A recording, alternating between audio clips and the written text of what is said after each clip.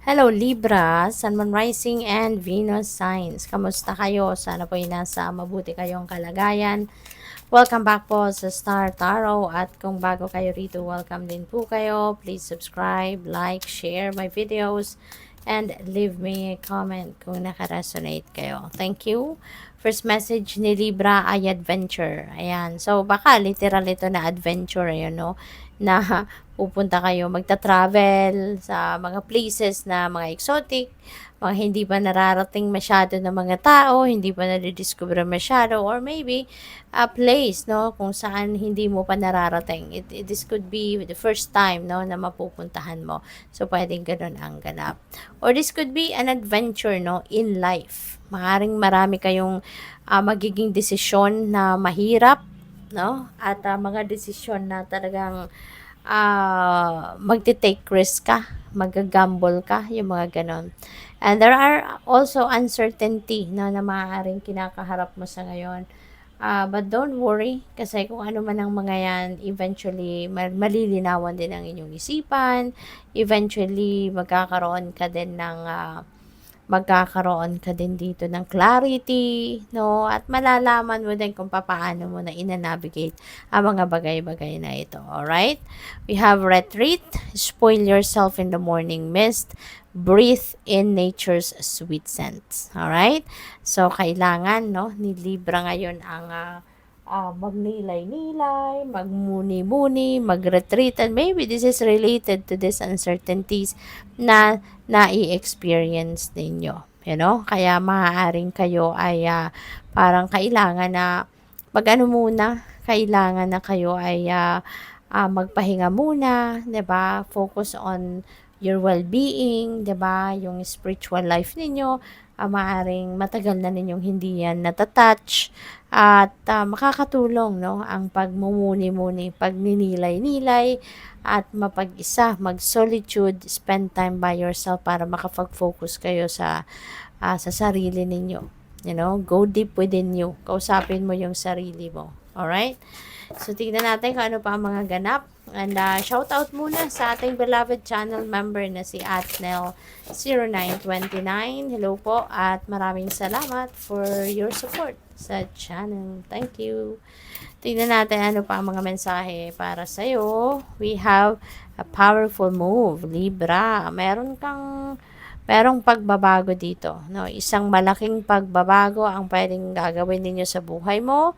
And maybe you are going to unlock massive opportunities dito, no? Mga importanteng decision, mga decision na is going to change the course of your life, you know? Pwedeng meron ditong pagbabago sa trabaho, pagbabago ng employer, siguro magkakaroon dito ng relocation, baka ang iba sa inyo mag-abroad doon na magtatrabaho or magmamigrate na, pwede rin na from career path, no? Pwedeng there is a change in your career path. And you know what, yung mga bagay na to, these are major changes sa buhay mo na pwedeng gagawin mo sa ngayon, no? So, good luck sa'yo. We have broken open. Meron kang ano rito, meron kang mga realizations. Sa pagninilay-nilay mo, sa pagre-retreat mo, maaaring meron kayong mga madidiscover about yourself, and this could be something, mga siguro hindi mo siguro masyadong kilala din ang sarili mo, at ngayon na makakapagnilay-nilay ka, makakapag-isip ka, mas makikilala mo dito yung sarili mo. You know, baka meron kang madiscover dito sa sarili mo na kaya mo din palang gawin ng isang bagay, no, na sa tingin mo, sa una, baka naisip mo, parang mahirap ito. Pero eventually, mapagdedesisyonan mo na hindi, kakayanin ko to, or kaya ko to, no, yung ganun. So, hindi mo siguro sukat akalain na ikaw din pala ay isang toughy cookie, isang matatag, matibay ang dibdib, no, malakas ang loob, 'di ba? Maaring sa ngayon, madidiscover mo yan sa sarili mo. So, what else? We have beautiful and caging. This could be related to love life. Pwede nga iba sa inyo malaya na kayo muling magmahal. Maaring kayo ay nanggaling sa isang sitwasyon na nagkaroon ng separation, nagkaroon kayo ng relationship in the past pero hindi nag-work out, at nagkaroon ng heartache, heartbreak, no? And for quite some time, hindi kayo hindi kayo pumasok sa isang relationship, and now maybe handa na kayo para umibig muli. Maybe handa na kayong magmahal muli or mag-entertain din ng taong romantically interested din sa iyo. Maaring interested na din kayo uli na mahalin din ng iba, 'di ba? Magmahal at mahalin ng iba. So what else? We have endless possibilities. Napakaswerte ninyo. Maraming posibilidad, oportunidad na maaaring kakatok sa buhay ninyo sa ngayon. At mga oportunidad na, alam mo yun, tuloy-tuloy ang pasok.